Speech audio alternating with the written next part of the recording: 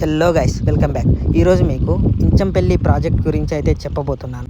ఈ ప్రాజెక్ట్ని 1865లో నిజాం ప్రభుత్వం అయితే స్టార్ట్ చేశారు. ఫ్రెంచ్ ఇంజనీర్స్ని తీసుకొచ్చి కట్టించినా కూడా ఈ ప్రాజెక్టు మధ్యలోనే ఆగిపోయింది.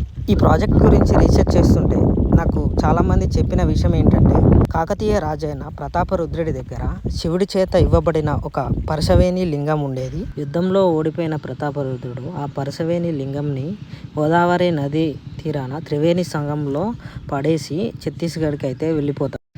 ఆ లింగం గురించి తెలిసిన నిజాం రాజులు దాన్ని ఎలా అయినా దక్కించుకోవాలని ఈ ప్రాజెక్ట్ని అయితే స్టార్ట్ చేశారని చెప్పారు.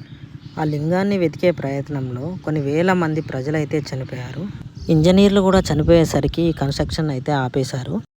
ఈ ఇంచంపల్లి ప్రాజెక్టు మన జయశంకర్ జిల్లాలోని పలిమెల మండలం నిలంపల్లి గ్రామంలోనే ఉంది.